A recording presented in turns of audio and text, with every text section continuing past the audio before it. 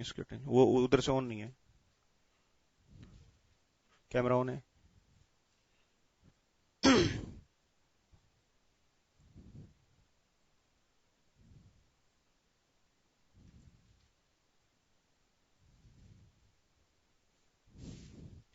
Okay, topic है बच्चों हमारा जीओसी। कल एक बेसिक सी मैंने शुरुआत की थी। मैंने आप लोगों को रिएक्शन इंटरमीडिएट्स और अटैकिंग रिएजेंट्स कुछ लिखाए थे, ठीक है। आज हम उनके बारे में कुछ थोड़ा सा डिफरेंट वे समझेंगे। एक बात और देख लिएगा, मैं दो टर्म को मेनली यूज करने वाला हूं पूरी केमिस्ट्री के अंदर। One is EDG, electron donating group. One is EWG, this is electron withdrawing group, ठीक है। देखो, डोनेटिंग ग्रुप कौन से हैं? जो इलेक्ट्रॉन्स क्या करने वाले हैं, सिस्टम को देने वाले, उनको हम बोलेंगे ईडीजी यानी कि इलेक्ट्रॉन डोनेटिंग ग्रुप। और एक आपका ईडब्ल्यूजी यानी कि इलेक्ट्रॉन विथड्रॉइंग ग्रुप। दो टाइप ग्रुप्स की हम बात करेंगे, ठीक है। तो लिख लो इसको, ईडीजी यानी कि इलेक्ट्रॉन डोनेटिंग ग्रुप, ईडब्ल्यूजी यानी कि इलेक्ट्रॉन विथड्रॉइंग ग्रुप। अब बच्चों एक बात समझिएगा, अगर मान लो किसी के पास पैसों की कमी है, ठीक है, डेफिशिएंसी, इसको कम यहां पर हम रिलेट करेंगे इलेक्ट्रॉन से, ठीक है। One is money, one is electrons. अगर किसी के पास पैसों की कमी है, मान लो कोई भिखारी है, ठीक है, उसके पास कटोरा होता है, आपको देखा होगा मूवीज के अंदर, और वो भिखारी बेचारा अंधा है, ये भी मान लेते हैं हम, ठीक है। वो भीख मांग रहे हैं, कोई उसको मनी डोनेट करेगा तो उसकी स्टेबिलिटी घटेगी बढ़ेगी? अरे बताओ, बढ़ेगी ना, ठीक है। और कोई उसके कटोरे में से पैसे निकाल ले तो उसकी स्टेबिलिटी क्या करेगा? डिक्रीज करेगा। जिनको पैसों की जरूरत है, या बेटर से अगर हम केमिस्ट्री बात करें, जिनको इलेक्ट्रॉन्स की जरूरत है, अगर उनके साथ इलेक्ट्रॉन डोनेटिंग ग्रुप्स होंगे तो स्टेबिलिटी क्या करने वाले हैं? इंक्रीज करने वाले हैं। लेकिन अगर इलेक्ट्रॉन विथड्रॉइंग ग्रुप होंगे तो स्टेबिलिटी क्या करने वाले हैं? डिक्रीज करने वाले। सिंपल पॉइंट है, ध्यान रखोगे इस बात को। रिवर्स केस करते हैं, जिसमें ऑलरेडी खूब सारे इलेक्ट्रॉन्स हैं, यानी इलेक्ट्रॉन रिच स्पेसिस की बात कर रहा हूं मैं, ठीक है। उनके साथ अगर इलेक्ट्रॉन डोनेटिंग ग्रुप लगा होगा तो स्टेबिलिटी क्या करेंगे? डिक्रीज करेंगे।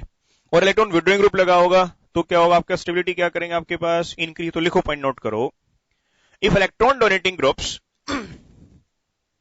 if electron donating groups are attached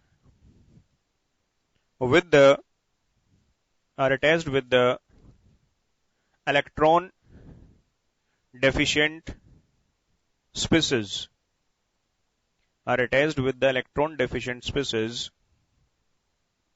they will increase their stability.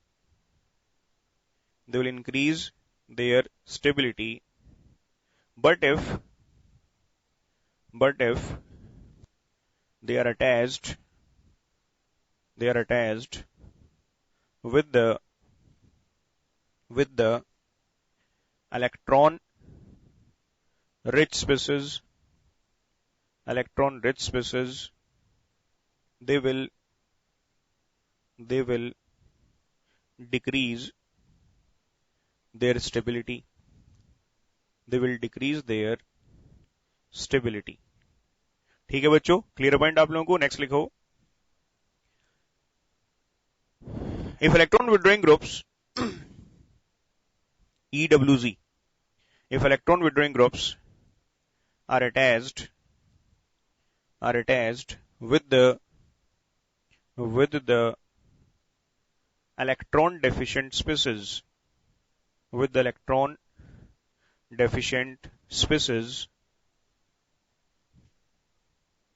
they will decrease the stability.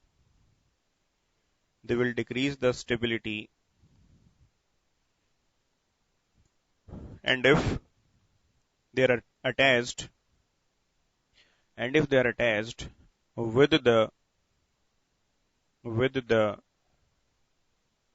electron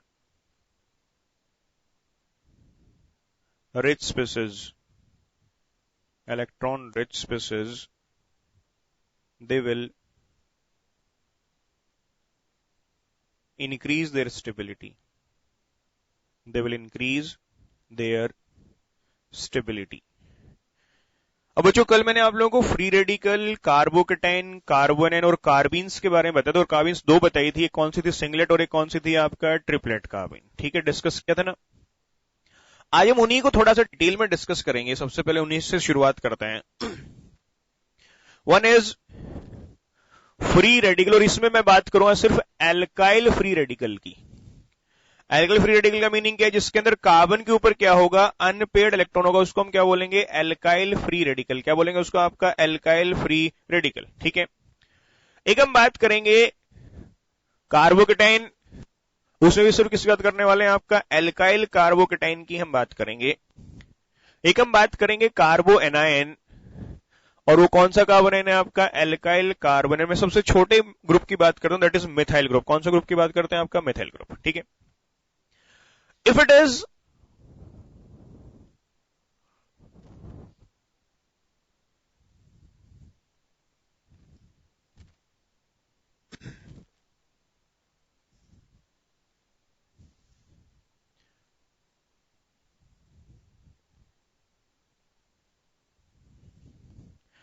say here it is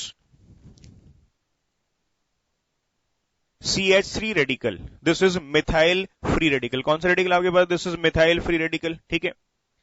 if it is CH3 positive, this is methyl carbocation. आपके सामने क्या? Methyl carbocation. If it is CH3 negative, this is methyl carbo anion. कौन सा है पास? This is methyl carbo anion. ठीक है बच्चों. केमिकल बॉन्डिंग से हम लोगों ने इनकी हाइब्रिडाइजेशन स्टेट पढ़ी है. जो यहां पर कार्बन है वो कैसा हाइब्रिडाइज्ड है? That is sp2 hybridized. ठीक है. तो ये रहा कार्बन, हाइड्रोजन हाइड्रोजन हाइड्रोजन. ये है अनहाइब्रिडाइज्ड प्यूरिटल. इसके पास क्या प्रेजेंट है? One unpaired electron will be present. बोलो कोई डाउट? क्लियर है. CH3 पॉजिटिव, इसमें भी कौन सी हाइब्रिडाइजेशन है? sp2 हाइब्रिडाइजेशन है. ये रहा carbon, here it is hydrogen hydrogen hydrogen, और इसके ऊपर कैसा चार्ज है? आपका पॉजिटिव चार्ज है. ठीक है. लेकिन यहां पर जो हाइब्रिडाइजेशन है वो कौन सी हाइब्रिडाइजेशन है? That is sp3 hybridization. बोलो कोई doubt? Here it is carbon, ये हाइब्रिड है, negative charge, hydrogen hydrogen and hydrogen. बोलो कोई डाउट? ठीक है. जब sp2 हाइब्रिडाइजेशन है तो ज्योमेट्री कैसी होने वाली है? Trigonal planar. इसमें भी क्या होगा? ज्योमेट्री क्या होगी आपके पास? ट्राइगोनल प्लेनर होगा. लेकिन यहां पर जो ज्योमेट्री है वो कैसी आपके पास? That is pyramidal shape. कैसी शेप आपके पास? पिरामिडल शेप है. बोलो कोई डाउट? प्लीज डोंट राइट, सिर्फ आपका ध्यान बोर्ड पे होना चाहिए. मैं लिखने के लिए टाइम दूंगा आप लोगों को. कैसी शेप है? पिरामिडल शेप है. इसके पास 1 2 3 तीन कौन से हैं? हाइब्रिड ऑर्बिटल है. और एक कौन सा ऑर्बिटल आपके पास? अनहाइब्रिड ऑर्बिटल है. तीन तो कैसे हैं? हाइब्रिड ऑर्बिटल्स है. ठीक है. और एक कौन सा है आपका? Unhybrid orbital. बिल्कुल सेम टू सेम केस इसके अंदर है. तीन हाइब्रिड है, एक कैसा है आपका? अनहाइब्रिड है. लेकिन यहां पर चारों के चारों कैसे हैं? 4 हाइब्रिड ऑर्बिटल्स. यहां पर चारों चारों कैसे हैं आपके पास? हाइब्रिड ऑर्बिटल्स हैं. बोलो कोई डाउट? क्लियर पॉइंट आप लोगों को? इस केस में जो अनहाइब्रिड ऑर्बिटल है वो बच्चों प्लेन के कैसे लाई कर रहे हैं? परपेंडिकुलर लाई कर रहे हैं. यानी कि unhybrid orbital will lie perpendicular to the plane of molecule. Molecule के प्लेन कैसे लाई करेगा? आपका परपेंडिकुलर लाई करेगा. इसमें बिल्कुल सेम टू सेम सिचुएशन है. इसमें पॉइंट वैलिड नहीं कि यहां पर चारों के चारों कौन सा आपके पास? हाइब्रिड ऑर्बिटल्स है. ठीक है. अब अगला पॉइंट सुनना बच्चों. यहां से ये सारा पार्ट तो केमिकल बॉन्डिंग का है. अब हम ऑर्गेनिक की बात करते हैं. इसके पास एक अनपेयर्ड इलेक्ट्रॉन है. ठीक है. कैसा है? Electron deficient species. आप चेक कर सकते हो. क्या इसका ऑक्टेट कंप्लीट है? 2 2 4 2 6 और एक क्या आपके पास 7 इलेक्ट्रॉन्स है. इलेक्ट्रॉन डेफिशिएंट कितनी कमी है? एक की कमी है. यानी कि एक इलेक्ट्रॉन ही क्या कर सकता है, एक्सेप्ट कर सकता है। इसलिए हम बोलेंगे इलेक्ट्रॉन डेफिशिएंट तो है लेकिन लुईस एसिड नहीं है। देखो लुईस एसिड क्या होता है, जो क्या एक्सेप्ट करते हैं, लोन पेयर एक्सेप्ट करते हैं, उसको हम क्या बोलते हैं, लुईस एसिड बोलते हैं। तो this is electron deficient but not Lewis acid. Electron deficient तो है लेकिन लुईस एसिड नहीं है, ठीक है। अगर हम इसकी बात करें, क्या इलेक्ट्रॉन डेफिशिएंट है? भाई ऑक्टेट तो कंप्लीट नहीं है, कितने की कमी है, 2 की कमी है, तो लोन पेयर भी एक्सेप्ट कर सकते हैं, यानी इलेक्ट्रॉन डेफिशिएंट भी और साथ में क्या आपका लुईस एसिड भी है। तो दिस इज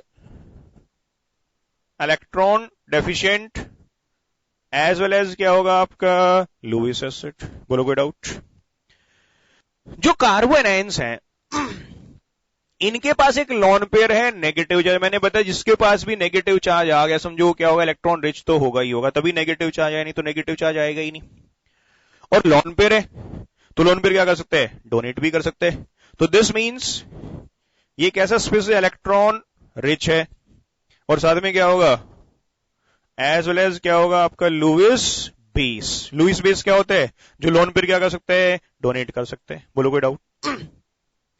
अब अगर मैं इसकी बात करूं, क्योंकि इलेक्ट्रॉन डेफिशिएंट स्पीसीज हैं, तो अगर इलेक्ट्रॉन डोनेटिंग ग्रुप लगाओगे, मान लो आपने हाइड्रोजन हटाया और इसे कोई इलेक्ट्रॉन डोनेटिंग ग्रुप लगा दिया, तो क्या होगा, स्टेबिलिटी क्या करेगा, इंक्रीज करेगा, क्योंकि इस बेचारे को इलेक्ट्रॉन्स की जरूरत है, इसने इसको इलेक्ट्रॉन्स दिए तो स्टेबिलिटी क्या कर रहे हैं, बढ़ा रहे, मदद कर रहे हैं। लेकिन अगर आप यहां पर इलेक्ट्रॉन विड्रॉइंग ग्रुप लगा दो तो बेचारा पहले से ही परेशान, इलेक्ट्रॉन्स की कमी है, उससे कटोरे में से आपने कुछ इलेक्ट्रॉन्स और निकाल दिए, ठीक है, तो स्टेबिलिटी क्या करने वाला है, डिक्रीज करने वाला है। तो इलेक्ट्रॉन डोनेटिंग ग्रुप अगर लगे होंगे विल इंक्रीज द स्टेबिलिटी, और स्टेबिलिटी क्या करेंगे, इंक्रीज करेंगे। लेकिन अगर इलेक्ट्रॉन विड्रॉइंग ग्रुप होगा विल डिक्रीज द स्टेबिलिटी। बोलो कोई डाउट? बिल्कुल सेम टू सेम केस यहां पर आएगा, ये इलेक्ट्रॉन डेफिशिएंट है यानी कि ये पॉइंट इसके लिए वैलिड है और ये पॉइंट इसके लिए वैलिड होगा। लेकिन यहां पर सिचुएशन क्या होगी, रिवर्स हो जाएगी। भाई ऑलरेडी क्या है, इलेक्ट्रॉन्स एक्सेस में इसके पास, अगर आप EDG group electron donating group will क्या करेगा, डिक्रीज द स्टेबिलिटी, और अगर इलेक्ट्रॉन विड्रॉइंग ग्रुप है विल इंक्रीज द स्टेबिलिटी। बोलो कोई डाउट? क्लियर पॉइंट आप लोगों को सही में आती बात? ठीक है, तो पॉइंट इज, अब अगला पॉइंट देखते हैं। इनके पास एक अनपेयर्ड इलेक्ट्रॉन है, 1 अनपेयर्ड इलेक्ट्रॉन है, ठीक है, तो इसका मीनिंग कैसा होगा, पैरामैग्नेटिक। कैसा होगा आपका, पैरामैग्नेटिक होगा, ठीक है। यहां पर क्या आपके पास नो अनपेयर्ड इलेक्ट्रॉन, तो ये कैसा होने वाला है, दिस विल बी डायमैग्नेटिक, और ये भी कैसा होने वाला है आपका डायमैग्नेटिक स्पेसिस, ठीक है। ये इनकी कुछ बेसिक बातें हैं रिलेटेड टू रिएक्शंस, कि किस तरीके से रिएक्ट करने वाले, वो हम आगे चल के डिस्कस करेंगे। अभी आपको ये बेसिक बातें, इनमें सबसे इंपॉर्टेंट पार्ट जो ऑर्गेनिक के पॉइंट ऑफ व्यू से इंपॉर्टेंट है वो ये 3 पार्ट है। ये इलेक्ट्रॉन डेफिशिएंट है लेकिन लुईस एसिड नहीं है, ये इलेक्ट्रॉन डेफिशिएंट भी है साथ में लुईस एसिड भी है, ये इलेक्ट्रॉन रिच है साथ में क्या आपका लुईस बेस है। अगर आप इलेक्ट्रॉन डोनेटिंग ग्रुप जोड़ोगे तो स्टेबिलिटी बढ़ेगी, इलेक्ट्रॉन विड्रॉइंग क्या स्टेबिलिटी क्या करेगा आपका, डिक्रीज करेगा। बोलो डाउट? नोट करो इस पार्ट को फटाफट।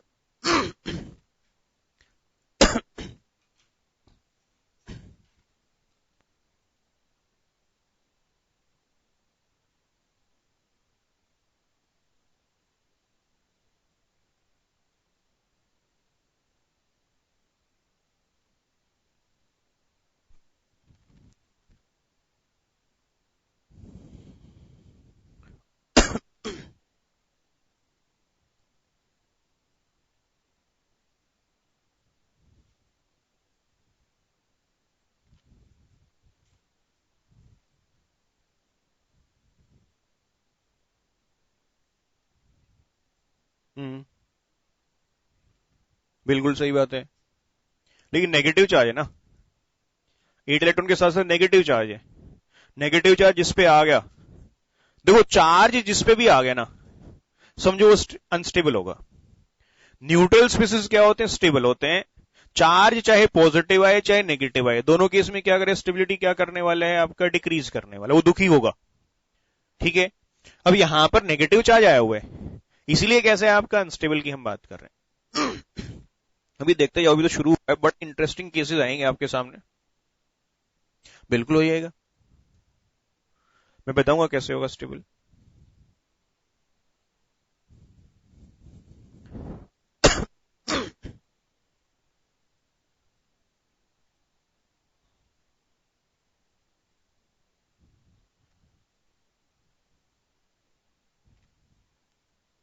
हाँ जी,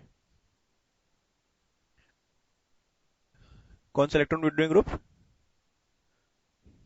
वो हम अभी डिस्कस करेंगे, टेंशन ना ले, बस अभी इसमें से देखो कोई प्रॉब्लम है तो बताओ मेरे को। ठीक है, जीओसी के अंदर कोई बुक नहीं पढ़नी है, कोई मॉड्यूल नहीं पढ़ना है, जब तक मैं ना कहूं आप लोगों को।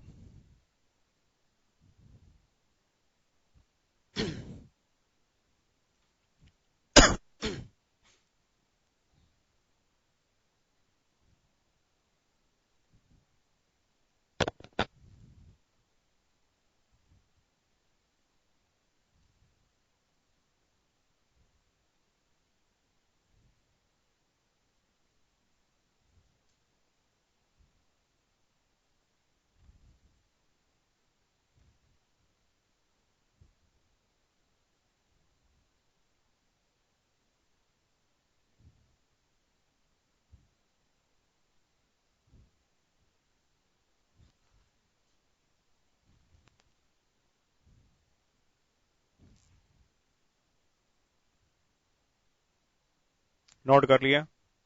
थोड़ा जल्दी करो बच्चों।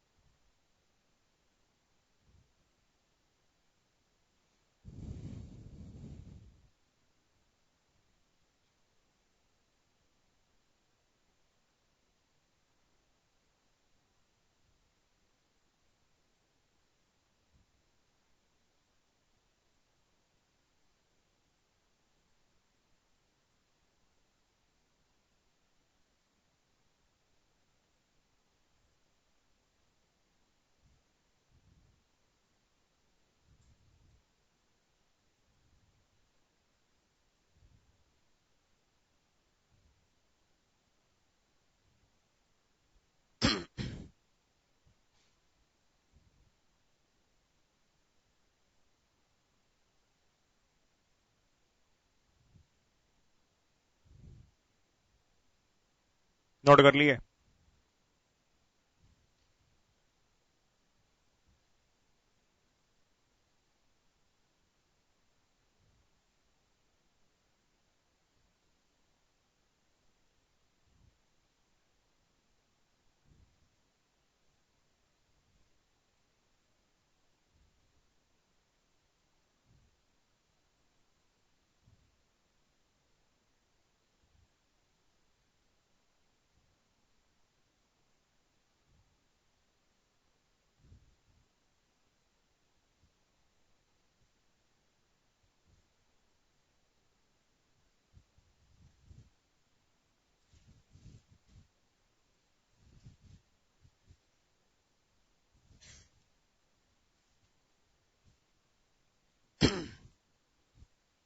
अब देखो बच्चों, हम पहले इफेक्ट की शुरुआत करेंगे, that is effect of electronegativity.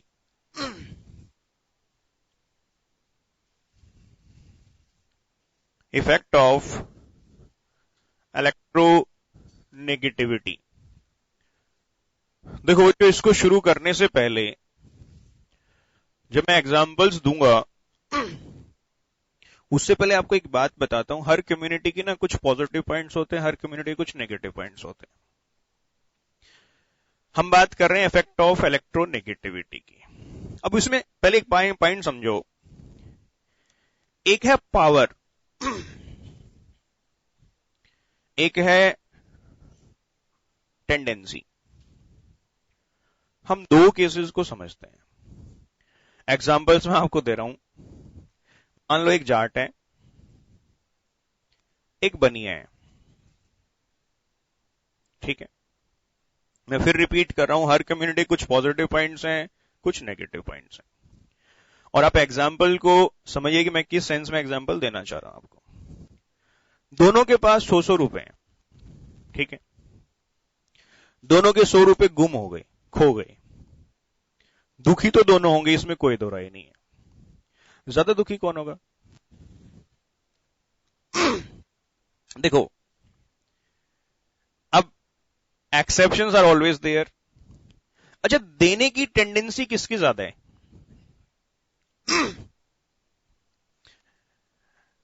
देता ज्यादा कौन है?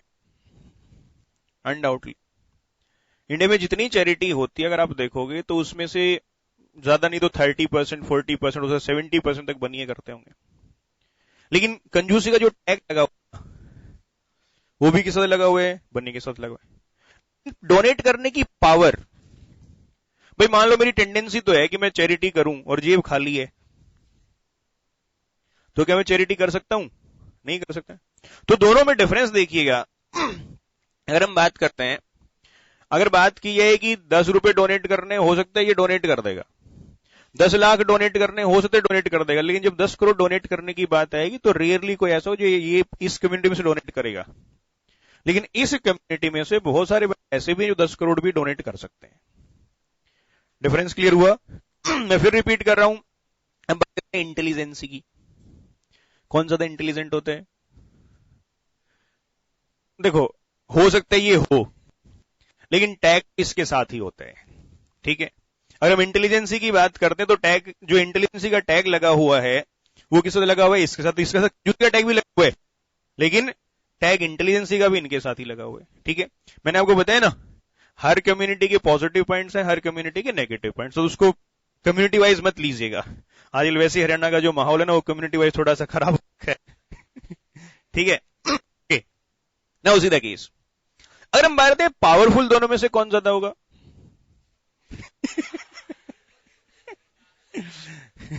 देखो, हो सकता है इनमें से कोई पावरफुल हो, ठीक है, लेकिन अरे देखो, मैंने शुरू में क्या कहा था? Don't be personal. ठीक है, मैंने आपको एग्जांपल दिया ना। आज आजकल हरियाणा का माहौल ही ऐसा हो रखा है, तो डोंट बी पर्सनल। कहीं ऐसा ना कि दो अच्छे फ्रेंड्स और उनकी आपस में लड़ाई हो जाए। ओके ले प्लीज। अगर हम बात करते हैं पावरफुल, इनमें भी खूब सारे होंगे, लेकिन जो पावरफुल का टैग है वो किस साथ लगा हुआ है? आपका इनके साथ लगा हुआ है, ठीक है। जीओसी के अंदर एक बात समझना, अगर आपको जीओसी ढंग से करनी है तो किसी एक प्रॉपर्टी साथ स्टिक मत करना।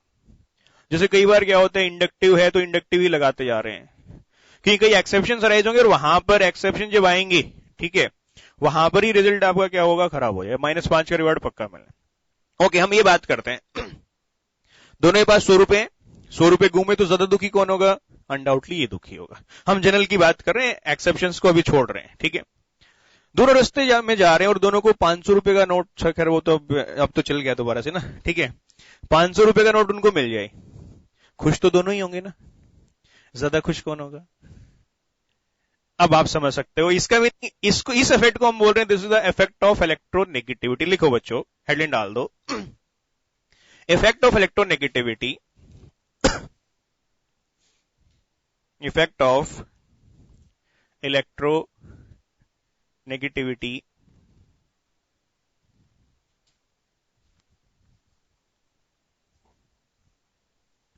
इसमें लिखो, the positive charge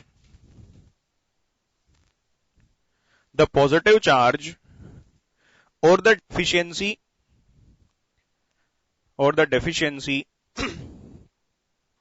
of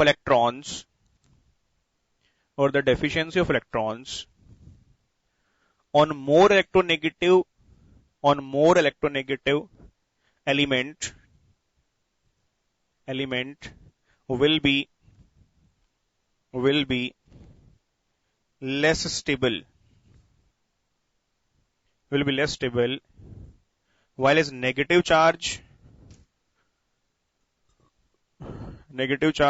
or high electron density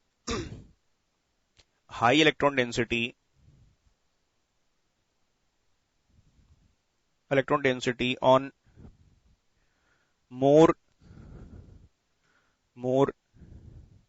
electronegative atom will be more stable. भाई ज्यादा कंजूस, इलेक्ट्रोनेगेटिव का मीनिंग मैं हमेशा यूज करता हूं कंजूसी पावर। ज्यादा कंजूस के पास अगर पैसा ज्यादा होगा तो उसको अच्छे से होल्ड कर सकता है, ठीक है। कम कंजूस के पास अगर पैसा ज्यादा होगा तो वो क्या होगा, शो ऑफ ज्यादा करेगा, दिखाता रहेगा, स्टेबिलिटी उसके ऊपर क्या होने वाली है, कम होने वाली। सेम केस अगर ज्यादा इलेक्ट्रोनेगेटिव एटम है उसके ऊपर अगर नेगेटिव चार्ज होगा, इलेक्ट्रॉन डेंसिटी ज्यादा होगी तो स्टेबिलिटी क्या होने वाली है, ज्यादा होने वाली है। और कम इलेक्ट्रोनेगेटिव एटम के ऊपर अगर नेगेटिव चार्ज होगा तो स्टेबिलिटी क्या होने वाली है, कम होने वाली है। रिवर्स कर दें तो भी बात हुई। फॉर एग्जाम्पल मैं शुरुआत कर रहा हूं, बड़ा ही सिंपल केस है बच्चों। मैंने कल आप लोगों को एसिडिक और बेसिक रिएक्टर के बारे में कुछ आइडिया दिया था कि एसिडिक कौन ज्यादा होता है, बेसिक कौन ज्यादा होता है, ठीक है। If I say to you one is OH negative, one is NH2 negative, one is CS3 negative, one is F negative. हमें इनकी स्टेबिलिटी ऑर्डर में क्या करना है, इनको अरेंज करना है इंक्रीजिंग ऑर्डर ऑफ स्टेबिलिटी। हर किसी के पास कैसा चार्ज है, positive charge, sorry negative charge है। कैसा चार्ज है आपके पास, नेगेटिव चार्ज है। मैं जिस बच्चे से पूछा बस वही बच्चा मेरे को आंसर देगा, हाँ अक्षय बता चल, स्टैंड अप।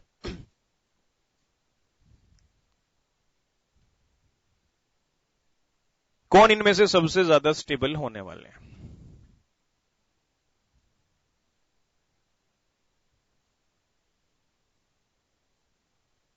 देख तेरे साथ मैंने इंटेलिजेंसी का टैग अटैच किया हुआ है, तो उसको मेंटेन भी कर, नहीं तो मैं कहूंगा देखो एक्सेप्शंस आर ऑलवेज देयर। हाँ अभी मैंने बताया आपको। अच्छा इनमें से सबसे ज्यादा इलेक्ट्रोनेगेटिविटी किसकी है, फ्लोरीन की है। तो बोलना फ्लोरीन के ऊपर नेगेटिव चार्ज क्या होगा, ज्यादा स्टेबल होगा। फिर किसकी है, ऑक्सीजन की है। तो इनमें से ज्यादा स्टेबल कौन सा है आपके पास, F नेगेटिव। फिर कौन होगा आपका OH नेगेटिव, फिर कौन होगा NH2 नेगेटिव, फिर कौन होगा CS3 नेगेटिव। बोलो कोई doubt, sit down please. If it is A, B, C and D, अब तो इसको हम कैसे इंप्लीमेंट करने वाले हैं जीओसी के अंदर, वो बड़ा इंपॉर्टेंट पार्ट है। स्टेबिलिटी ऑर्डर क्या है, इलेक्ट्रोनेगेटिविटी के हिसाब से लीस्ट स्टेबल कौन सा आ रहा है आपका C, फिर कौन सा होगा B, फिर कौन सा होगा बच्चों A, और D क्या है आपके पास, दैट इज मोस्ट स्टेबल। अगर मैं आपको बोलता हूं कि हमें कंपैरिजन करना है,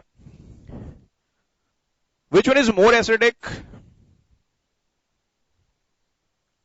अरेंज करेंगे increasing order of acidic strength में। कैसे अरेंज करेंगे, आपका increasing order of acidic strength के अंदर अरेंज करना है, ठीक है। अब भाई एसिड क्या होता है, जो प्रोटॉन देता है। एक बार उसको गेट को बंद करना। अगर मान लो इसमें से आपने H+ क्या कर दिया है, रिमूव कर दिया है, ठीक है। तो क्या मिलेगा, here it is OH negative मिलेगा। अगर आपने इसमें से प्रोटॉन रिमूव कर दिया तो क्या मिलेगा, F नेगेटिव। इसमें से प्रोटॉन रिमूव किया, क्या मिलेगा, NH2 नेगेटिव। और इसमें से प्रोटॉन रिमूव किया तो क्या मिलेगा, CH3 नेगेटिव मिलेगा। बोलो कोई डाउट। भाई तो जितनी इजीली प्रोटॉन डोनेट करेगा उतना ही ज्यादा क्या होने वाला है, एसिडिक होने वाला है। अब वो कब होगा, इन चारों में से जो सबसे ज्यादा स्टेबल होगा, ठीक है, उससे कोरस्पॉन्डिंग कंपाउंड या कोरस्पॉन्डिंग मॉलिक्यूल क्या होने वाला है, ज्यादा एसिडिक होने वाला है। अब इसमें से सबसे ज्यादा स्टेबल कौन सा है, F नेगेटिव है। यानी कि यहां पर इसकी प्रोटॉन देने की टेंडेंसी क्या होगी, सबसे ज्यादा होगी। सबसे क्या होने वाली, ज्यादा होने वाली। उसके बाद कौन होगा आपका, वाटर, फिर कौन होगा, अमोनिया, और सबसे कम एसिडिक कौन सा होने वाला है आपका, CH4। बोलो कोई डाउट, क्लियर पॉइंट आप लोगों को। मीन टू से अगर हम एसिडिक कैरेक्टर की बात करते हैं, एसिडिक कैरेक्टर है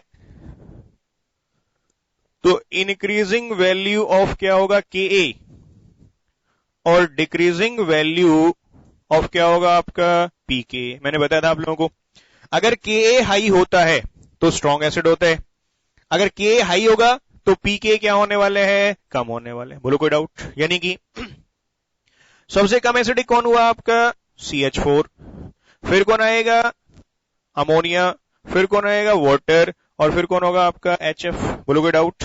तो इस डायरेक्शन में अगर आप जाओगे, एसिडिक कैरेक्टर क्या कर रहे हैं, इंक्रीज कर रहे हैं, K की वैल्यू क्या कर रही है, इंक्रीज कर रही है, लेकिन Pk की वैल्यू क्या कर रही है, डिक्रीज कर रही है। कोई प्रॉब्लम किसी को इसके अंदर, क्लियर है, नोट करिए फटाफट।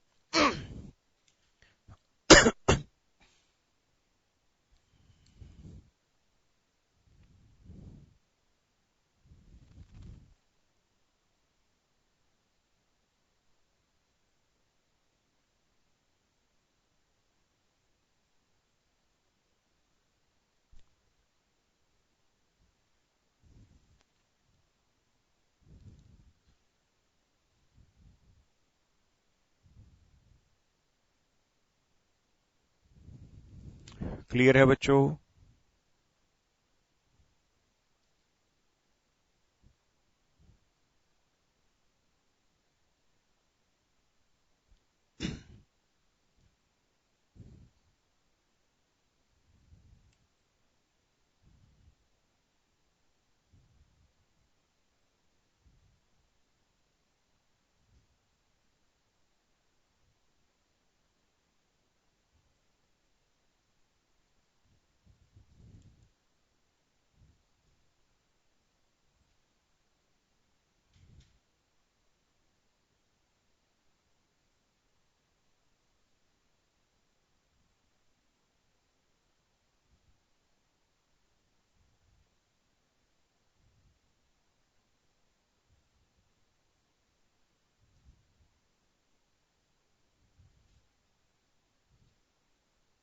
क्लियर है बच्चों यहां तक का पार्ट।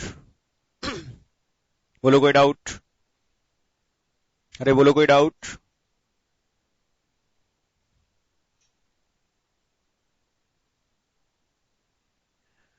अब अगर आपसे क्वेश्चन पूछा जाए,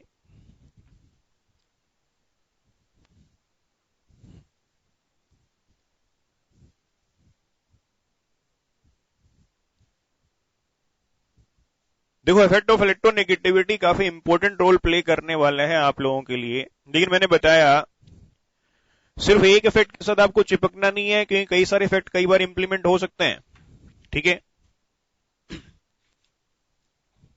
अगर मैं आपसे क्वेश्चन पूछूं, one is NaOH,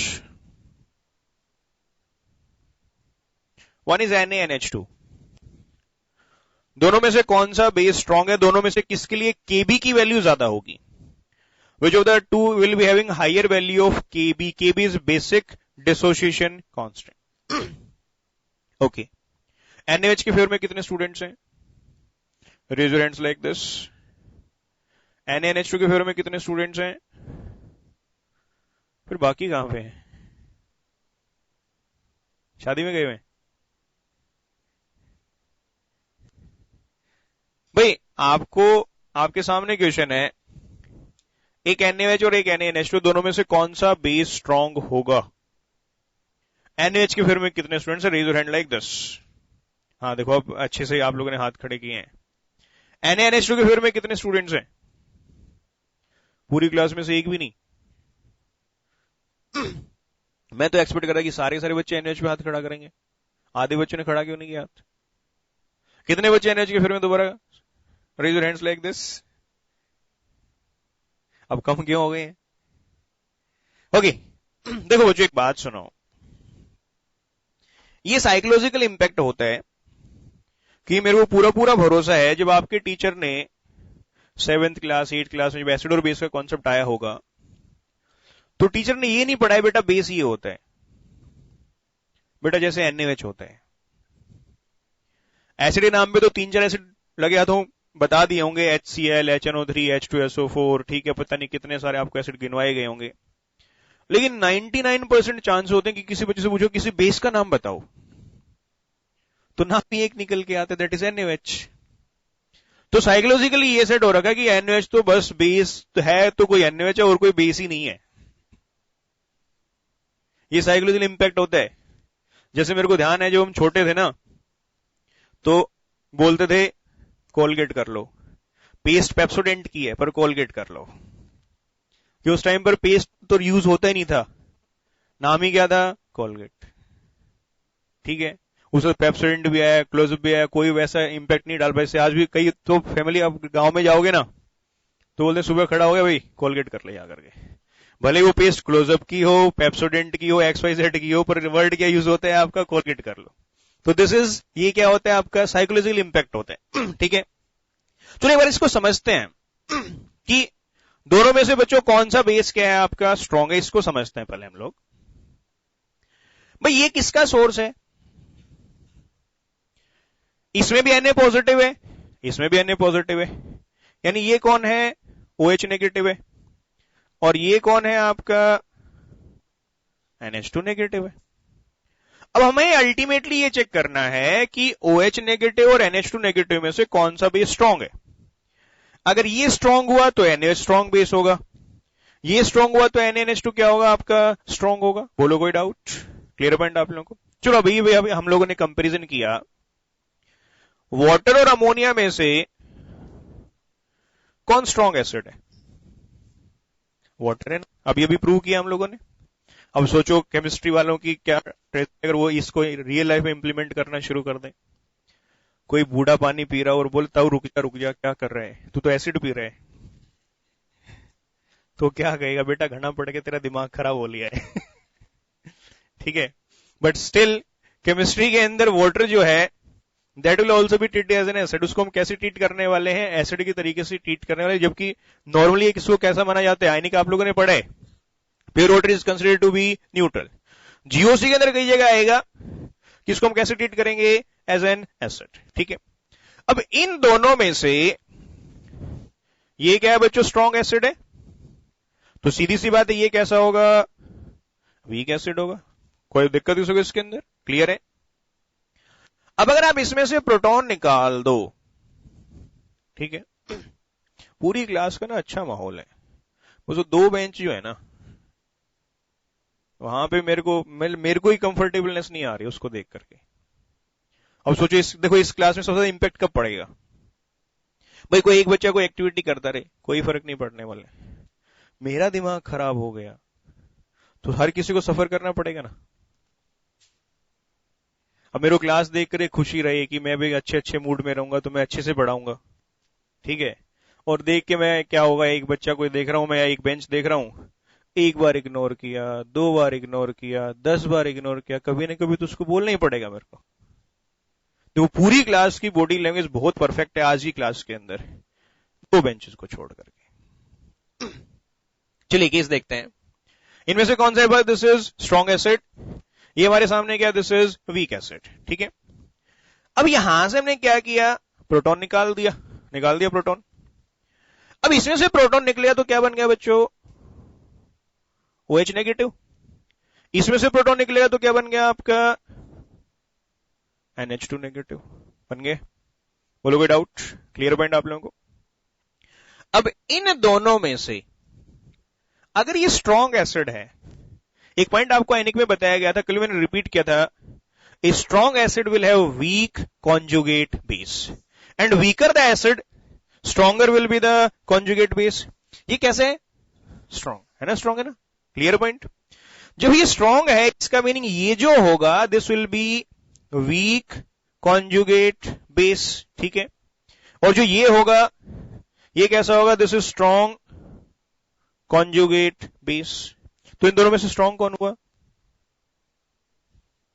NaNH2 is stronger base than NaOH। वो NaOH से क्या होता है बच्चों, आपका स्ट्रॉन्गर बेस होता है। बोलो कोई डाउट, क्लियर हुआ कॉन्सेप्ट, नोट करो फटाफट।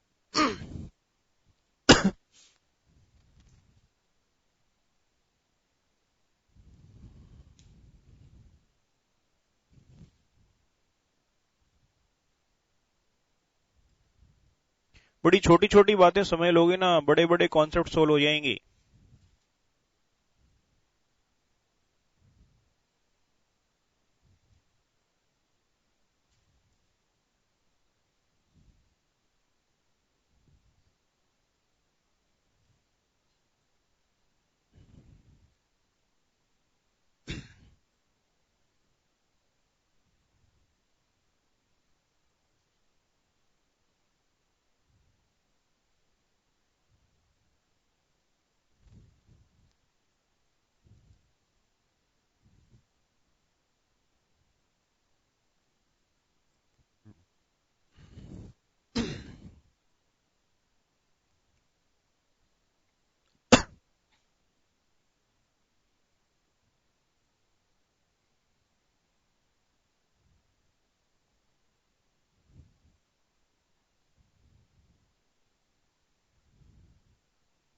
क्लियर है बच्चों पॉइंट, बोलो कोई डाउट, सबको समझ में आ गया।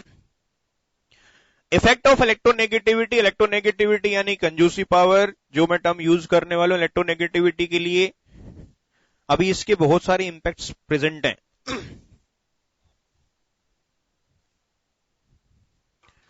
अब अगर हम बात करें, एक है बच्चों CH3 single bond CH3, this is alkene, alkene है ना। एक है CH2 double bond CH2, this is alkene. One is CH triple bond CH, this is alkyne. ठीक है, बोलो कोई डाउट, क्लियर पॉइंट, ये तो क्लियर होना चाहिए।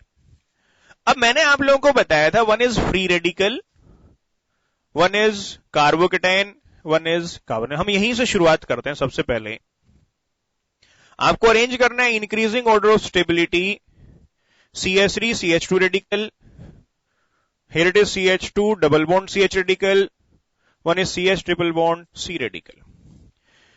ये हमारे सामने क्या आपके पास रेडिकल्स प्रेजेंट हैं। ठीक है, if it is CH3 CH2 positive, carbocation बन गए। If it is CH2 double bond CH positive, if it is CH triple bond C क्या है आपका positive. If it is CH3 single bond CH2 negative, if it is CH2 double bond CH negative, if it is CH triple bond C negative। ठीक है बच्चों, free radicals, कार्बोकेटाइन्स, कार्बो anions arrange करना है increasing order of stability. पहले आराम से सोच लो। ठीक है, फिर मैं जिस बच्चे से पूछा वही बच्चा मेरे को आंसर दे। देखो मैंने आप लोगों को फिर रिपीट कर रहा हूं, अलग अलग क्यों बैठाया है। मैं चाहता हूं कोई बच्चा किसी दूसरे की हेल्प ना करे, कि जो बच्चा दूसरे की हेल्प करता है वो उसको स्लो पॉइजन दे रहा है। मैं यहां पे चाहता हूं कि आपके दिमाग का डेवलपमेंट हो, आपके अंदर क्वेश्चन को अप्रोच करने की टेंडेंसी राइज हो। कई सारे हमारे ऐसे जो क्वेश्चन को अप्रोच ही नहीं करते हैं, अच्छा पड़ोसी से देख लिया, पड़ोसी बता देगा, नहीं तो आखिर में तो सर को पता नहीं है। ठीक है, तो कोशिश करो, देखो बिल्कुल फ्रेश टॉपिक शुरू हुआ है, हर बच्चे के ब्रेन के अंदर इक्वल पावर है। जो ज्यादा यूज करेगा उसकी पावर इंक्रीज होती है, जो यूज करना बंद कर दे उसकी पावर डिक्रीज होती जाएगी। हाँ जी, फर्स्ट केस की हम बात करते हैं कि इनमें से कौन ज्यादा स्टेबल है। इधर वाला जो पार्ट है सबके अंदर वो A हम यूज करेंगे, ये B है, ये कौन सा है आपका C। अरेंज करने इंक्रीजिंग ऑर्डर ऑफ स्टेबिलिटी। ये पार्ट है फ्री रेडिकल्स का, ये कार्बोकेटाइन्स है, और ये कौन है आपके पास कार्बो एनाइंस है। ठीक है,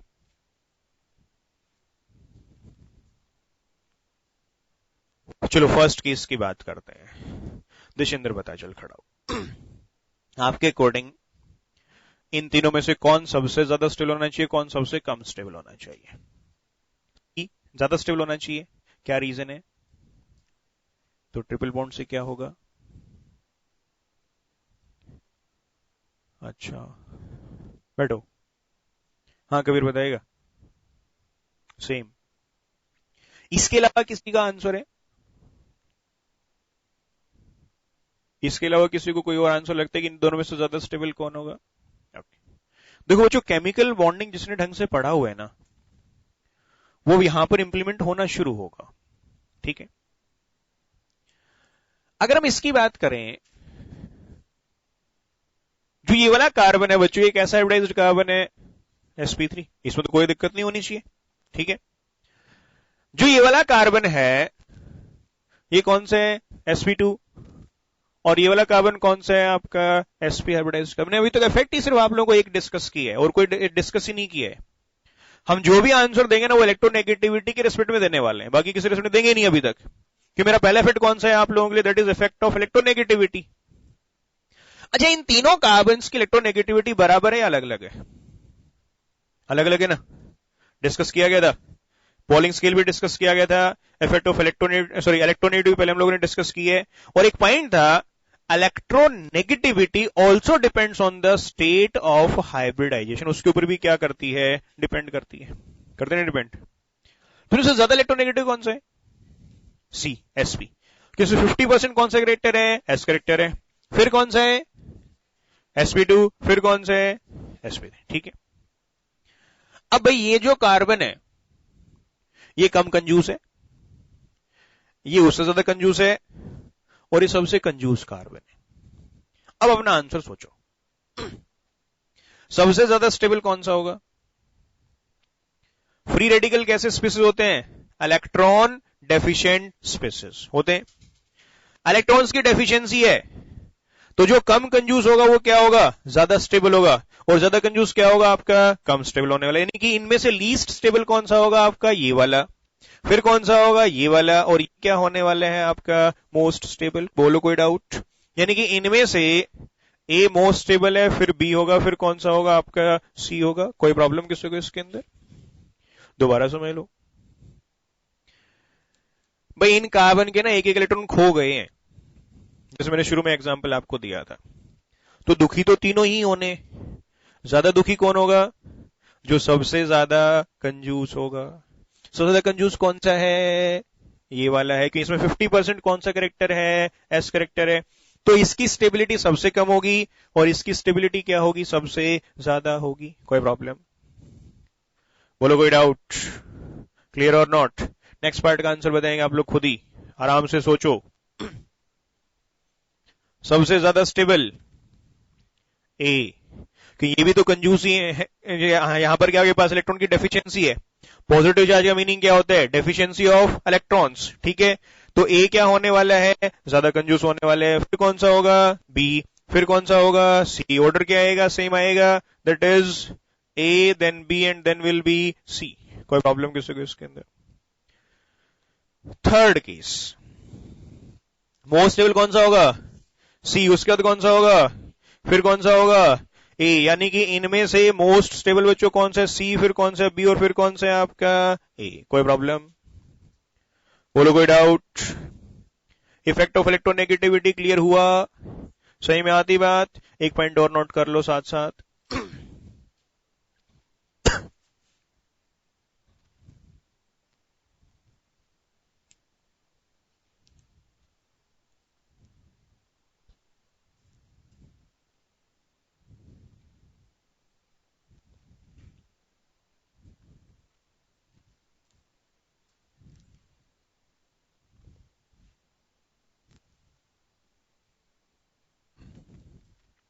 क्लियर है पार्ट आप लोगों को? सबको सही में आ गए? अरे बोलो कोई डाउट? नेक्स्ट हम बात, एक पॉइंट लिखो, the electronegativity of sp hybridized carbon atom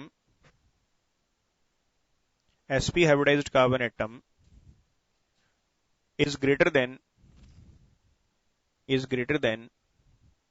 sp3 hybridized sp3 hybridized nitrogen atom, sp3 hybridized nitrogen atom।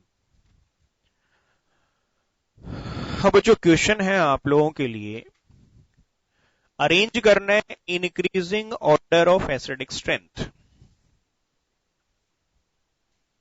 You have to arrange the following in increasing order of acidic strength.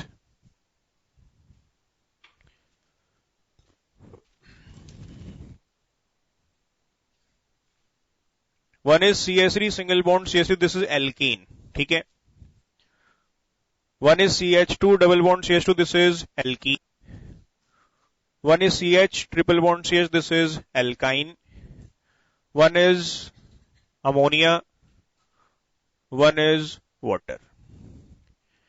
Alkene, alkene, alkyne, ammonia और water को arrange करना है increasing order of the acidic strength. सोचो समझो और फिर मेरे को आंसर दीजिएगा, करिए फटाफट।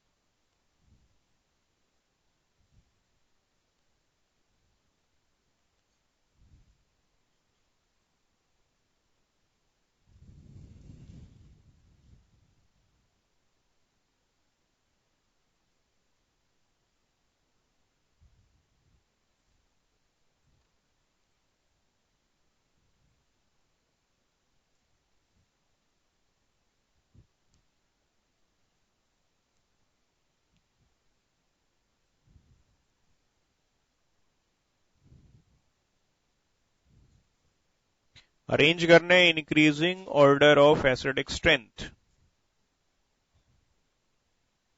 चलो बच्चों एक काम करते हैं, एसिड क्या होते हैं जो प्रोटॉन लूज करते हैं, प्रोटॉन लूज करा देते हैं, तो क्या मिलेगा, here it is CH3 CH2, यहां पर कैसा चार्ज आ गया आपका, नेगेटिव चार्ज। इसमें से प्रोटॉन निकाल दो, क्या बन जाएगा, CH2 डबल बॉन्ड CH, कैसा चार्ज है, नेगेटिव चार्ज। इसमें से प्रोटॉन निकाल दो, क्या बन जाएगा, CH ट्रिपल बॉन्ड C, और कैसा चार्ज है, नेगेटिव चार्ज। इसमें से प्रोटॉन निकाल दिया, क्या बन जाएगा, NH2, कैसा चार्ज है, नेगेटिव चार्ज। इसमें से प्रोटॉन निकाल दिया, क्या बन जाएगा, OH, और कैसा चार्ज है, नेगेटिव चार्ज। ठीक है, अब सब कुछ डिपेंड करेगा इनकी स्टेबिलिटीज पे। किस पे डिपेंड करने वाले हैं, इनकी स्टेबिलिटीज पे डिपेंड करने वाले हैं। बोलो कोई डाउट? अगर ये सबसे ज्यादा स्टेबल हो तो एल्कीन क्या होगा, मोस्ट एसिडिक। ये सबसे स्टेबल हो तो एल्कीन क्या होगा, मोस्ट एसिडिक। ये सबसे स्टेबल हो तो वाटर क्या बन जाएगा आपका, मोस्ट एसिडिक बन जाएगा। बोलो कोई डाउट? अब सबसे ज्यादा स्टेबल कौन होगा, इलेक्ट्रॉन डेंसिटी हाई है, नेगेटिव चार्ज है, तो जो कंजूस का एटम होगा, ठीक है, जिसकी इलेक्ट्रोनेगेटिविटी सबसे ज्यादा होगी, वो क्या होने वाला है, सबसे ज्यादा स्टेबल होने वाले। वो कौन है, ऑक्सीजन। यानी इन सब में मोस्ट एसिडिक कौन है आपके पास, वाटर। देखो धब्बा है एसिड के नाम पे वाटर। लीटमस पेपर टेस्ट को भी रिस्पॉन्ड नहीं करते, बट फिर भी हम उसको ऐसे मान रहे हैं। तो जाना आप लोग, ये सामने क्या है, दिस इज एसिडिक। ठीक है, इसके बाद इलेक्ट्रोनेगेटिविटी किसकी है, sp हाइब्रिडाइज्ड कार्बन जो होता है वो sp3 हाइब्रिडाइज्ड नाइट्रोजन से क्या होता है आपका, ज्यादा इलेक्ट्रोनेगेटिव है। ये कौन सा कार्बन है, sp हाइब्रिडाइज्ड, और यहां पर नाइट्रोजन की हाइब्रिडाइजेशन कैसी है, sp3 है। तो कौन ज्यादा इलेक्ट्रोनेगेटिव है, कार्बन। यानी कि इसके बाद कौन स्टेबल है, ये वाला ज्यादा स्टेबल है। बोलो कोई डाउट? इफ आई से A, B, C, D and E, तो स्टेबिलिटी ऑर्डर जो आ रहा है, देखो इन तीनों में तुमने स्टेबिलिटी कंपेयर कर लिया था ना, अभी पिछले क्वेश्चन में कंपैरिजन किया है। ये मोस्ट स्टेबल है, फिर ये है, फिर ये है, ठीक है। तो मोस्ट स्टेबल तो कौन सा हुआ? ई, फिर कौन सा होगा आपका? सी, फिर कौन सा होगा? डी, फिर कौन सा होगा? बी, और लीस्ट स्टेबल कौन सा है आपका? ए। बोलो कोई डाउट? अरे बोलो कोई डाउट? तो अगर हम एसिडिक स्ट्रेंथ की बात करें, सबसे वीक एसिड कौन हुआ है आपके पास? This one. ये क्या है? एल्कीन, इथेन है ना। This is CH3 single bond CH3। उसके बाद कौन आ रहा है? एल्कीन। एल्कीन कौन से है? CH2 double bond CH2। फिर कौन आ रहा है? अमोनिया। फिर कौन आएगा? एल्काइन। और फिर आपका वाटर। ये ऑर्डर ध्यान रखिएगा। सबसे कम एसिडिक कौन है? एल्कीन्स। फिर कौन है बच्चों? एल्कीन्स। फिर कौन है? अमोनिया। फिर है एल्काइंस। अब एल्काइंस को भी समझते हैं एक बार। फिर है वाटर, यानी कि H2। भाई एक तो ये एल्काइन है, C triple bond C, hydrogen hydrogen. एक है CH3 या बेटर से CH2 R group, C triple bond CH। एक है R CH2 C triple bond C, CH2 R group. तीनों में कौन सा ग्रुप प्रेजेंट है? ट्रिपल बॉन्ड है, तीनों एल्काइंस है। लेकिन जो ये हाइड्रोजन है, ये वाला हाइड्रोजन है, ये हाइड्रोजन किससे जुड़े हुए हैं? sp हाइब्रिडाइज्ड कार्बन से। ये हाइड्रोजन किससे जुड़ा हुआ है? sp हाइब्रिडाइज्ड कार्बन से। लेकिन जो ये वाले दोनों हाइड्रोजन हैं, ये किससे जुड़े हुए हैं? sp3 हाइब्रिडाइज्ड कार्बन से। तो इनको आप ये मानो कि एल्केन की तरीके से एसिडिक स्ट्रेंथ कंपेयर करेंगे इनकी, और यहां पर तो कोई टर्मिनल हाइड्रोजन है ही नहीं। ये जो दोनों के दोनों एल्काइंस हैं, इनको हम बोलते हैं टर्मिनल एल्काइंस। टर्मिनल एल्काइंस का मीनिंग ये है कि उनमें कम से कम एक हाइड्रोजन ऐसा है जो sp हाइब्रिडाइज्ड कार्बन से जुड़ा हुआ है। उनको हम क्या बोलते हैं? They are called as terminal alkynes. तो यहां पर मैं उन एल्काइंस की बात कर रहा हूं जो टर्मिनल एल्काइंस हैं। जो नॉर्मल एल्काइंस हैं उनको तो आप ऐसे ट्रीट करोगे नहीं। क्यों? उनमें कोई भी हाइड्रोजन ऐसा नहीं है जो किससे जुड़ा हुआ? आपका sp हाइब्रिडाइज्ड कार्बन से जुड़ा हुआ हो, ठीक है। तो ये बेसिकली हम बात कर रहे हैं किसकी? टर्मिनल एल्काइंस की। किसकी बात कर रहे हैं? आपका टर्मिनल एल्काइंस की। सबसे वीक एसिडिक कौन है? एल्कीन्स। फिर कौन होते हैं? एल्कीन्स। फिर कौन होते हैं? अमोनिया। फिर कौन होते हैं? एल्काइंस। और फिर कौन है आपके पास? वाटर। अभी तक ये जितने एसिड्स है ना, लिटमस पेपर टेस्ट को कोई भी रेस्पॉन्ड नहीं कर रहे। ध्यान रखिएगा इस बात को, ठीक है, नोट करो। हाँ जी। बी और डी में से वो तो कार्बन है, कार्बन की इलेक्ट्रोनेगेटिविटी कम होगी, sp2 हाइब्रिडाइज्ड कार्बन है। sp की इलेक्ट्रोनेगेटिविटी नाइट्रोजन से ज्यादा होती है, सिर्फ sp की ज्यादा होती है, बाकी किसी की नहीं होगी।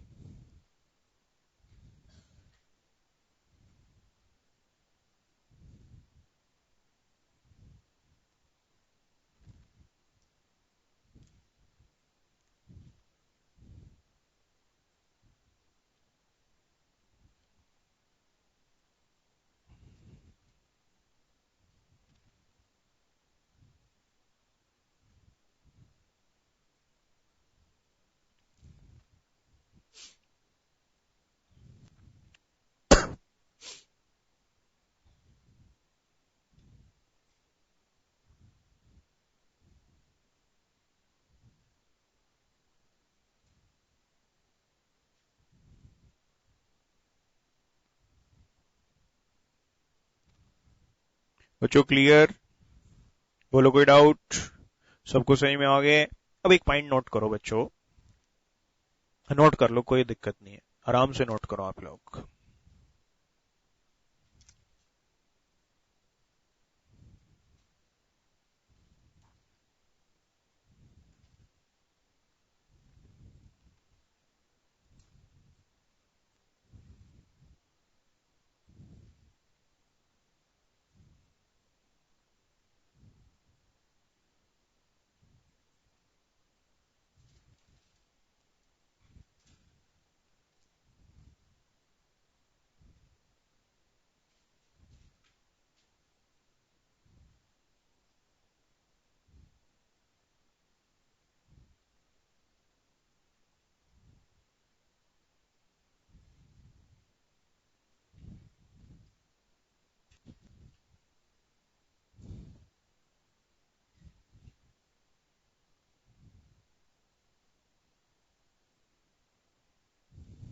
क्लियर है पार्ट आप लोगों को? बोलो कोई डाउट? अरे बोलो कोई डाउट? सबको सही में आ गए?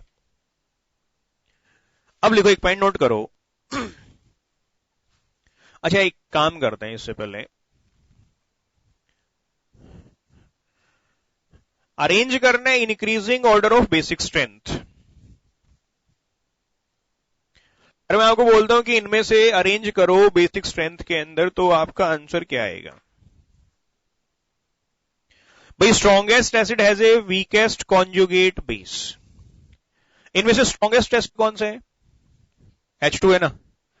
तो OH नेगेटिव जो होगा यानी कि NaOH, वो सबसे वीक बेस है। क्या आपके पास सबसे वीक बेस बनेगा? ठीक है। यानी अगर मैं बेसिक स्ट्रेंथ की बात करूं, जरा ध्यान से समझना बच्चों। अब बेसिक स्ट्रेंथ सबसे वीक बेस कौन सा है? OH नेगेटिव होगा। ठीक है, सबसे वीक बेस कौन होगा? OH नेगेटिव होगा। फिर कौन होगा? CH triple bond C negative होगा। ठीक है, उसके बाद कौन सा होगा? NH2 नेगेटिव होगा। फिर कौन सा होगा? CH2 double bond CH negative होगा। और सबसे स्ट्रॉन्ग कौन सा होने वाला है? CH3 CH2 नेगेटिव होगा। अब आप ये समझ लो, जिसको कि आप लोग सबसे स्ट्रॉन्ग बेस साइकोलॉजिकली मानते थे, उससे देखो कितने स्ट्रॉन्ग बेसिस प्रेजेंट हैं। अब इसकी बात करते हैं। इसका सोर्स है NaOH। इससे स्ट्रॉन्ग ये होगा।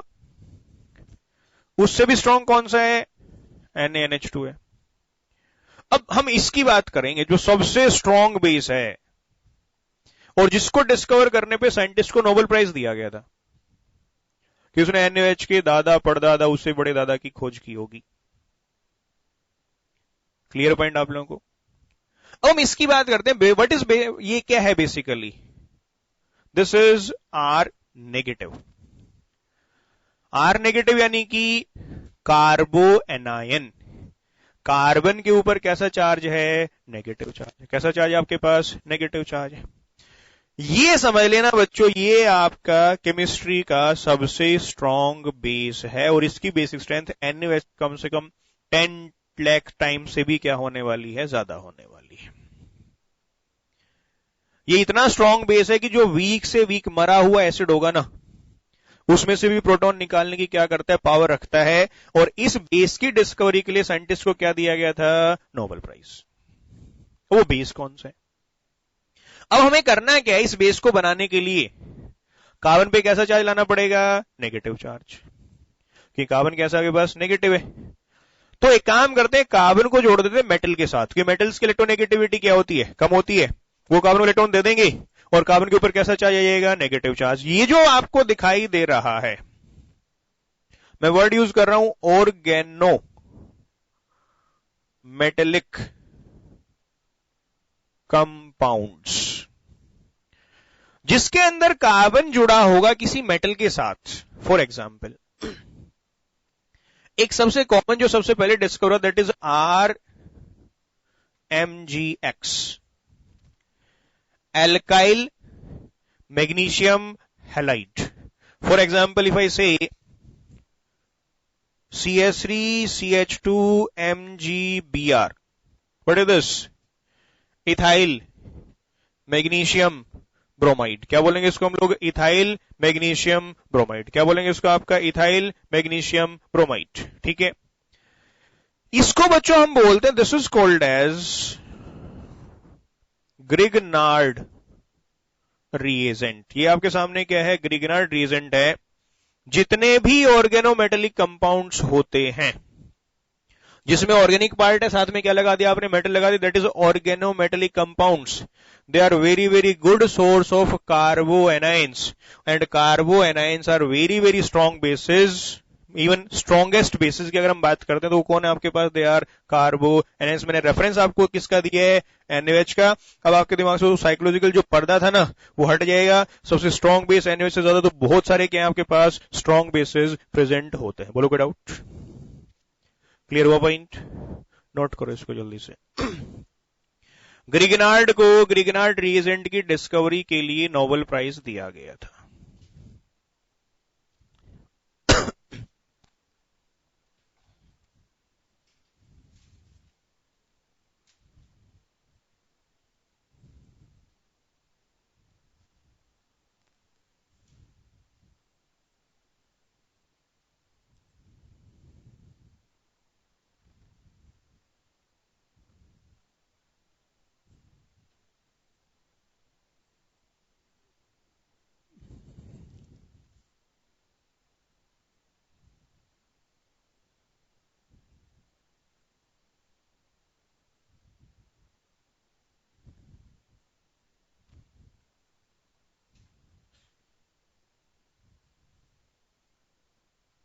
Alkyl magnesium halide Grignard reagent ही नाम है किसका? काम अभी बताएंगे, काम क्या होता है इसका। बहुत सारे काम आएंगे।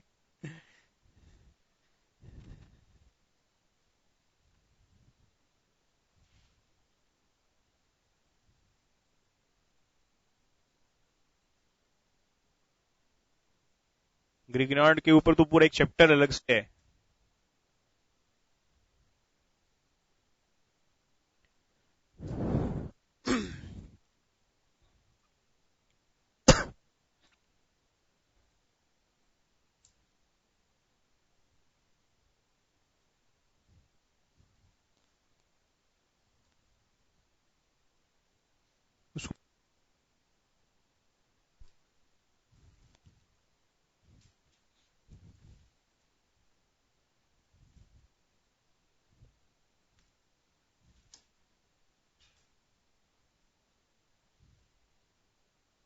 लिखो वो चेक पॉइंट नोट करो।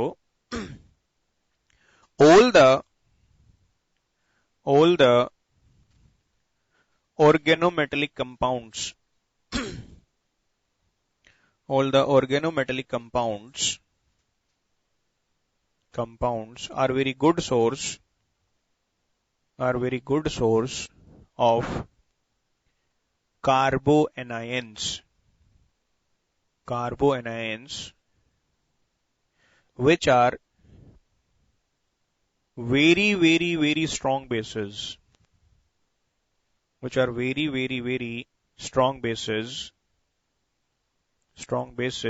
and can remove proton even from the very weak acids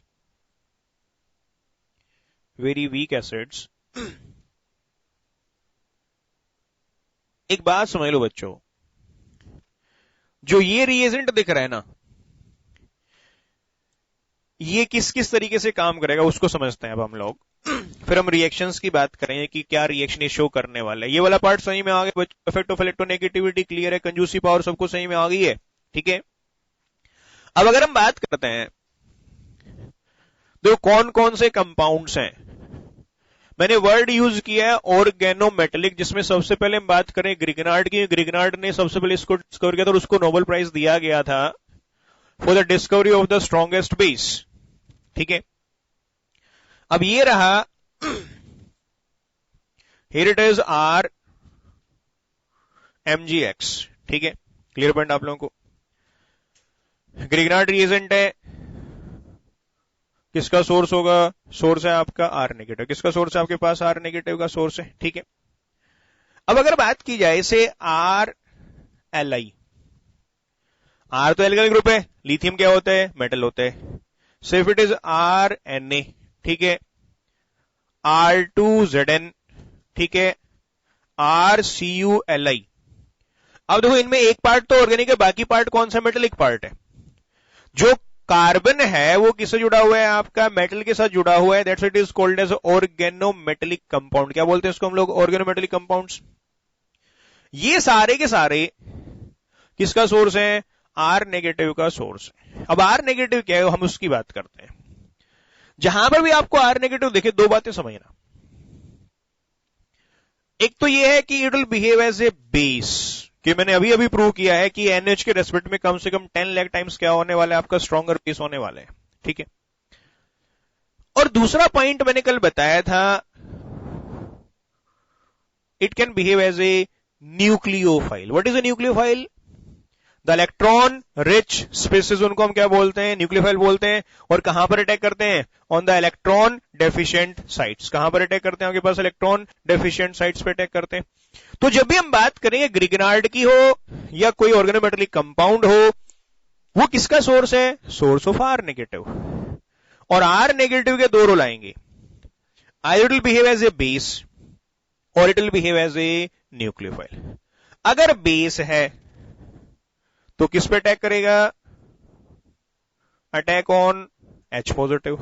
proton क्या करने वाला है? रिमूव करने वाले। और अगर न्यूक्लियोफाइल है तो will attack on electron deficient sites. कहां पे अटैक करने वाले हैं? आपका इलेक्ट्रॉन डेफिशिएंट साइट्स पे क्या करेगा? अटैक करेगा। कोई प्रॉब्लम किसी को इसके अंदर? नोट करो फटाफट।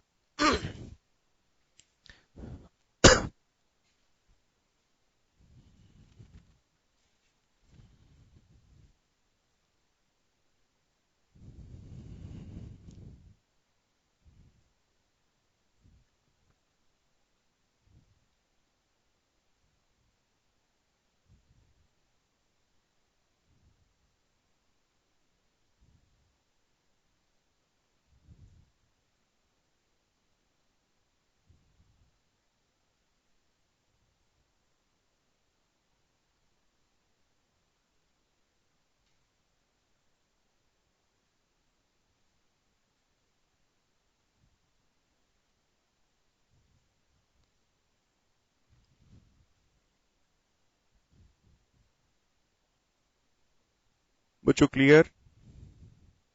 बोलो कोई डाउट? सबको सही में आ गए? Either will behave as a base और will behave as will attack on the electron deficient side because it will behave as a nucleophile. ठीक है।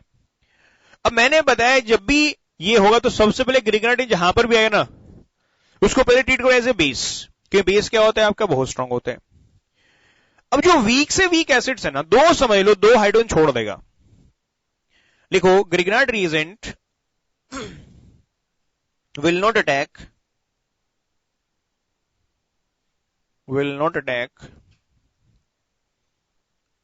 Grignard reagent will not attack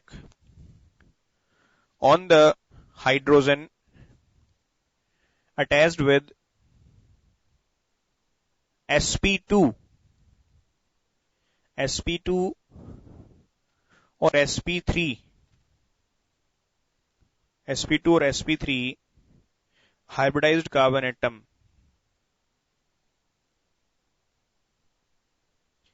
and can remove the hydrogen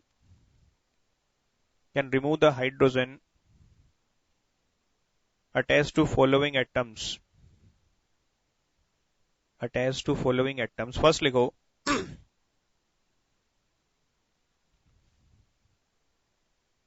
first लिखिए sp hybridized carbon second nitrogen atom, third oxygen atom, fourth fluorine atom, fifth any other acidic hydrogen,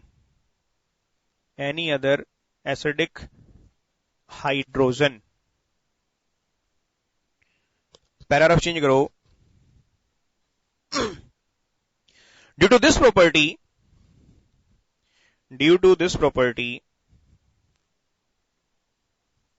the Grignard reagent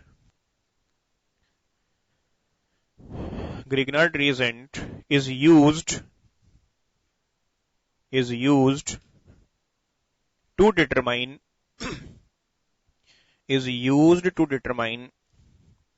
the active hydrogen active hydrogen or the acidic hydrogen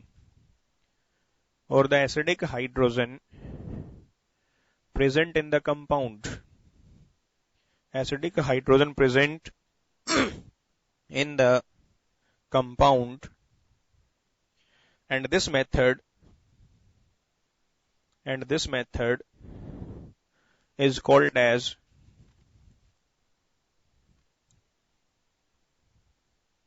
Zary-Wittnows method. This is called as Zary-Wittnows method. Scientist का नाम है Zary-Wittnows method.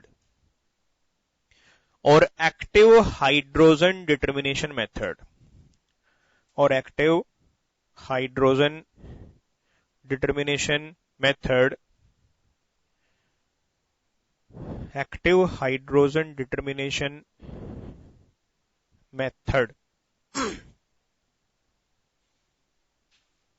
चलो बच्चों देखो समझते हैं कि इसको.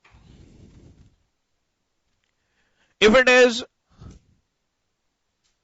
RMgX, ठीक है, हम बात कर रहे हैं एक्टिव हाइड्रोजन डिटर्मिनेशन मेथड, या फिर किसको बोलते हैं Zary-Wittnows मेथड.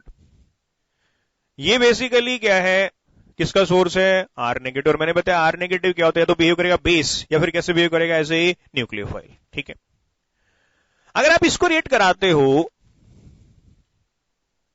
HCl के साथ, इसको रिएक्ट कराते हो HF के साथ, इसको रिएक्ट कराते हो HI के साथ, इसको रिएक्ट करा रहे हो RCOOH के साथ.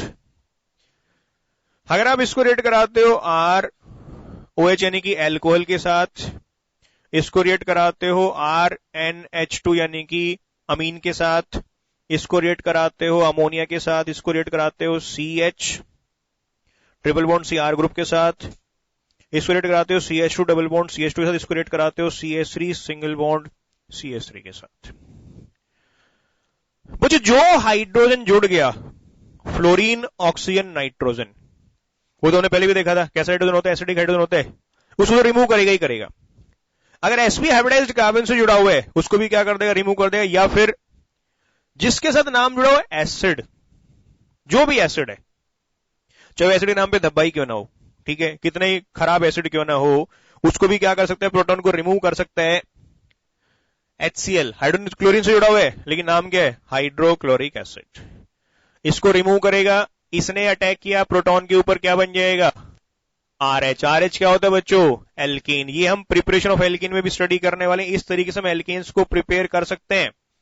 RH प्लस क्या निकल जाएगा, MgX, और क्या होगा आपका Cl. अगर X क्लोरीन है तो MgCl2 निकल जाएगा, ब्रोमीन है तो MgClBr निकल जाएगा, आयोडीन है तो MgClI निकल जाएगा. इसकी बात करते हैं.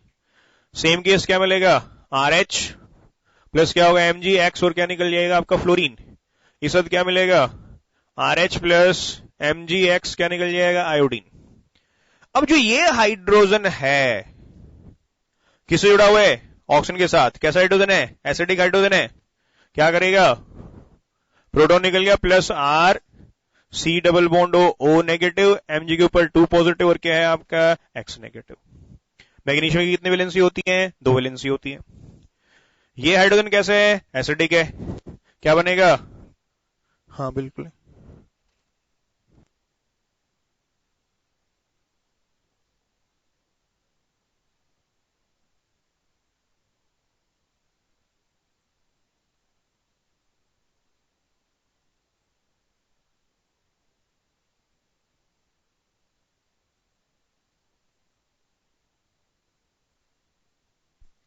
ये क्या बन जाएगा, RH प्लस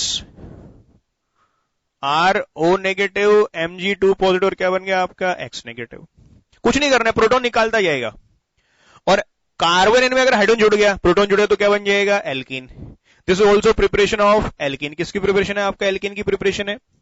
अगर हम इसकी बात करें, क्या बनेगा, RH प्लस RNH पे आएगा नेगेटिव चार्ज, मैग्नीशियम पे 2 पॉजिटिव, और X के ऊपर क्या है आपका नेगेटिव चार्ज. देखो ये जो हाइड्रोजन है किससे जुड़ा हुआ है, नाइट्रोजन से. और नाइट्रोजन से जुड़ने वाला हाइड्रोजन कैसा है आपका, ग्रिग्नार्ड के टर्म्स में एसिडिक है, वैसे भले एसिडिक ना हो लेकिन ग्रिग्नार्ड के टर्म्स में कैसे है आपका एसिडिक है, अमोनिया है।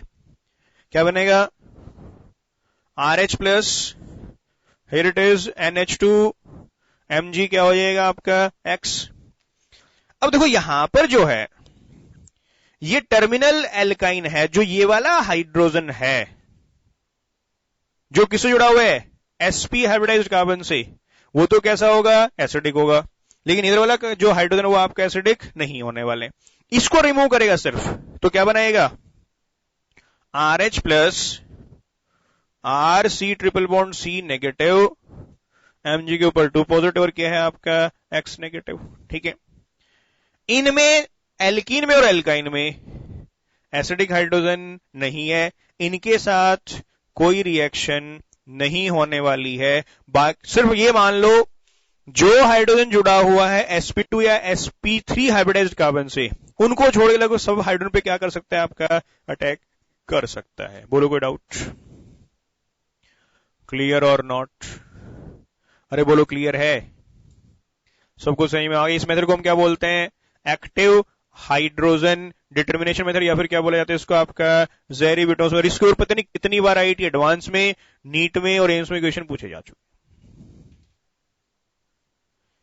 इफेक्ट ऑफ इलेक्ट्रोनेगेटिविटी यानी कि इफेक्ट ऑफ कंजूसी पावर समझ में आ गया आप लोगों को, कहां कहां पर रोल आने वाला है, कैसे कैसे रोल आने वाला है, क्लियर और नॉट? और NaOH सबसे स्ट्रॉन्ग बेस नहीं होता है, उससे बहुत सारे बेसिस ऐसे हैं जो उससे भी क्या है आपके स्ट्रॉन्ग है।